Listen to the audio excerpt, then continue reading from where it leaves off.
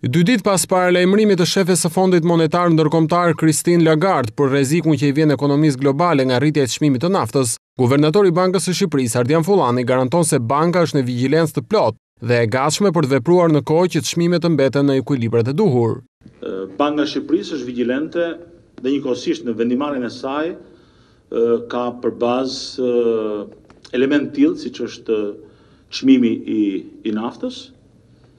Dhe mendoj që janë të gjithë instrumentet e gatshëm për të vepruar në kohë, për të mbajtur inflacionin në ekuilibër. Në daljen e tij të përmuajshme pas mbledhjes së Këshillit Mbikëqyrës, kreu i Bankës Qendrore këshilloi qeverinë të jetë angazhuar në përfitimin e fondeve nga ndërkombëtarët. Sipas Fullanit, në këtë periudhë është e këshillueshme jo vetëm marrja e fondeve, por edhe investime direkte në ekonomi.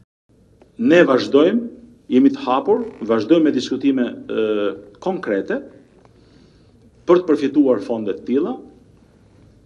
Mendoj që i kemi të gjithë mundësitë që Shqipëria të përfitojë nga ato. Ka një angazhim total të ekonomisë shqiptare për të përfituar, por ju thash një tjetër.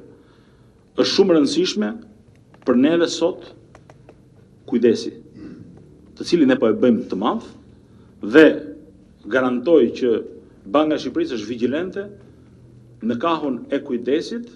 Qeveria shqiptare është ende në negociata me Bankën Botërore për të marrë ndihmën $100 milion. Pas një vizite dhjetëtore në Tiranë gjatë muajit janar, ekspertët e Bankës Botërore u larguan pas një marrëveshje finale me qeverinë shqiptare. Duket se shkak për këtë dështim është bërë kushti i fortë që ekspertët i vuajnë qeverisë për të ulur borxhin publik. Ndërkohë ndodhur në vështirësi financiare, qeveria është e interesuar për financime me interese të ulta nga ndërkombëtarët, pasi duhet të ruajtur stabiliteti ekonomik.